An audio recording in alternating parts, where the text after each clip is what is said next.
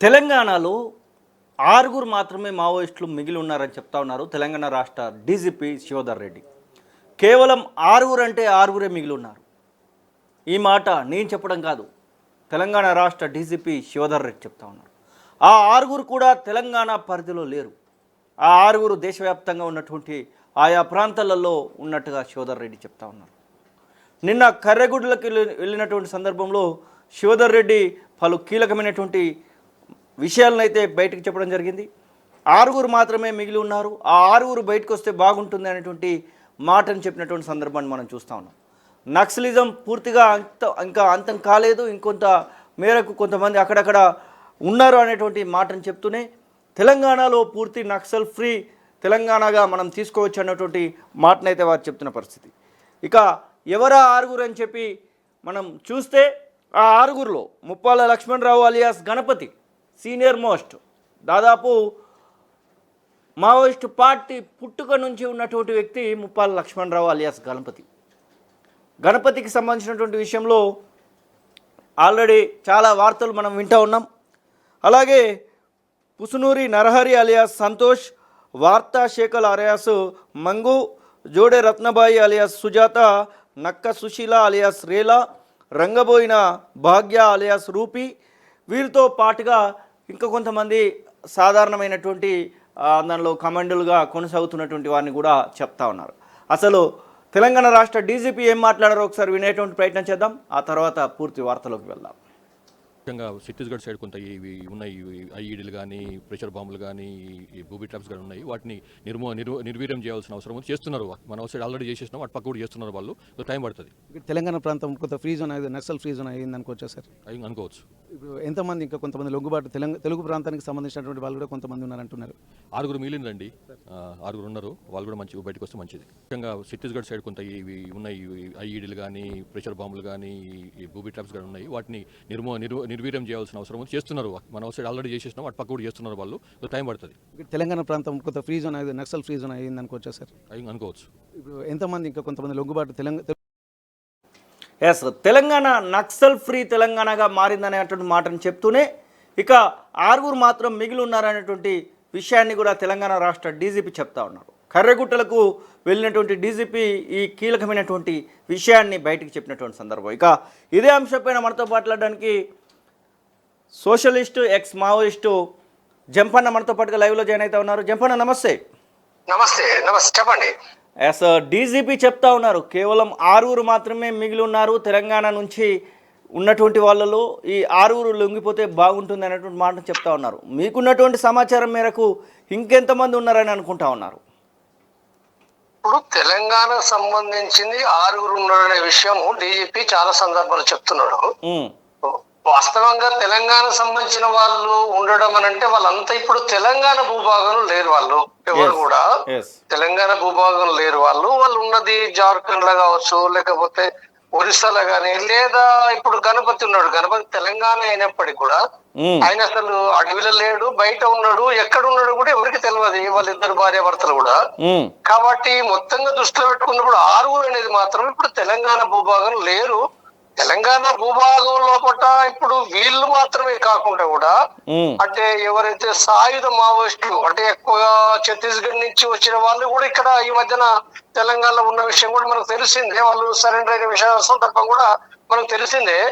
కాబట్టి వాళ్ళు కూడా ఇప్పుడు ఎవరు లేరు, ఉంటే ఒక 10-20 మంది ఉన్నారు అనేది తెలుస్తుంది. అంటే ఛత్తీస్గఢ్ కు సంబంధించిన వాళ్ళు.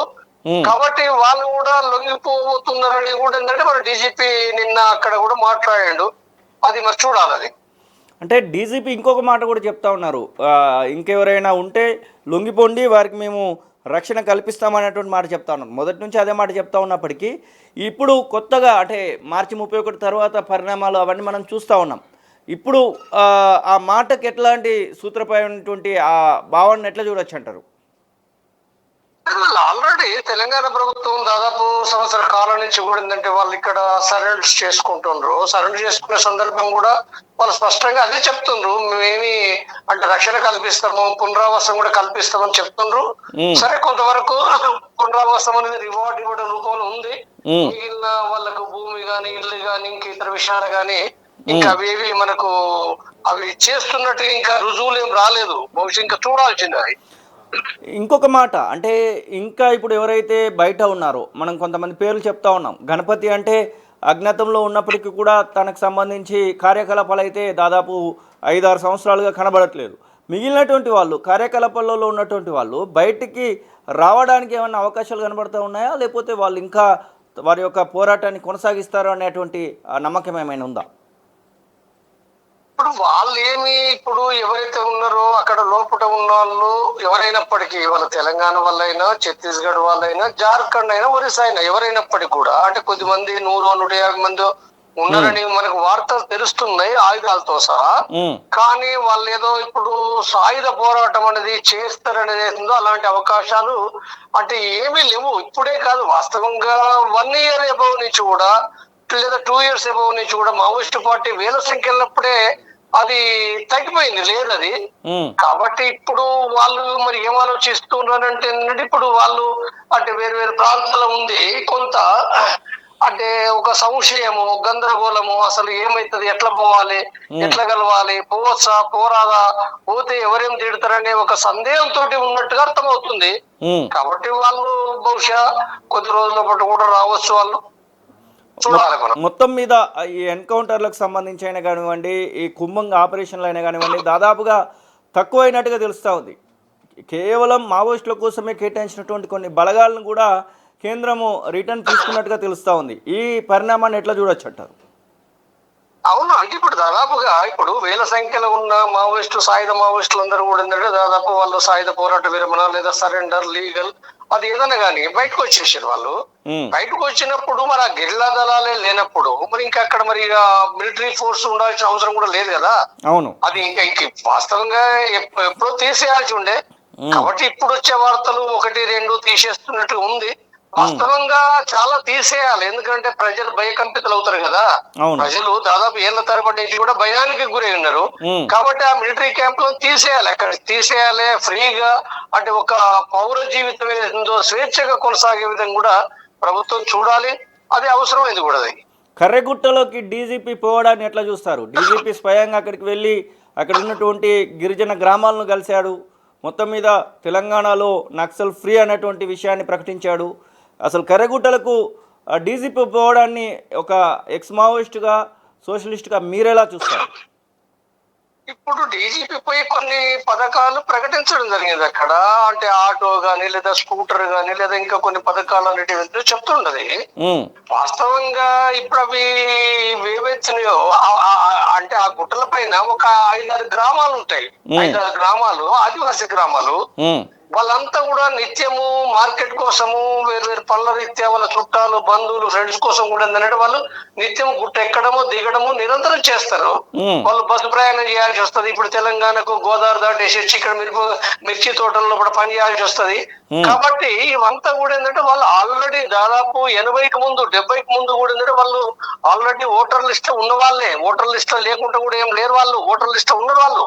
కానీ ఉన్నప్పటికీ కూడా ఏంటంటే ప్రభుత్వాలు అంటే అక్కడ అభివృద్ధి కార్యక్రమాలు, అది రోడ్డు కావచ్చు, వాటర్ కావచ్చు, లేదా హాస్పిటల్ సౌకర్యం కానీ ఇతర వేటిని కూడా చేయకుండా కూడా ఏంటంటే ఒక రకంగా అంటే అది ఉండడం అవుతుందో ప్రభుత్వం నిర్లక్ష్య ధోరణి. ప్రభుత్వం నిర్లక్ష్య ధోరణి అంటే అది మావోయిస్టులు కారణం చెప్పడం చాలా తప్పుడు, మూర్ఖమైంది. అది మావోయిస్టుల కారణం, అది తప్పది. మావోయిస్టుల కారణం అయితే మరి అనేక ప్రాంతాల్లో కూడా మావోయిస్టులు రోడ్లకు వదిలేశారు కదా, వాళ్ళంతా తప్పు కదా. కాబట్టి మావోయిస్టులు ఎవరో వాళ్ళు రోడ్లు వేస్తామనంటే, వాటర్ చేస్తామనంటే వద్దని అన్నది ఏమీ లేదు అది. కాబట్టి అది ప్రభుత్వాల యొక్క నిర్లక్ష్య ధోరణి దానికి కారణం. అది ఓకే, థ్యాంక్ యూ జంపన్న గారు. ఎస్, ఇది ఎక్స్ మావోయిస్ట్ జంపన్న చెప్తున్న మాటలు. మొత్తం మీద 6 మాత్రమే మిగిలి ఉన్నారంటూ ఇప్పటికే తెలంగాణ రాష్ట్ర డీజీపీ శివధర్ రెడ్డి అయితే ప్రకటించడం జరిగింది. ఇక ఆ 6 విషయంలో గణపతి గురించి మనం ఎప్పటిలో వింటూ ఉన్నాం. గణపతి ఎక్కడో వేరే దేశాల్లోకి వెళ్ళారంటూ ఇక ఎక్కడో తలదాచుకున్నటువంటి మాటలు అయితే మనం వింటూ ఉన్నాం. మిగిలినటువంటి 5 కూడా లొంగిపోతే బాగుంటుందనేటువంటి భావనను తెలంగాణ రాష్ట్ర డీజీపీ అయితే వ్యక్తం చేస్తూ ఉన్నారు. చూడాలి మరి ఆ మిగిలినటువంటి 5 లొంగిపోతారా, లేకుంటే ఇంకేదైనా వార్త వింటామా? అసలైన తొలి వెలుగు. ఫాలో వాట్సాప్ @తొలి వెలుగు official.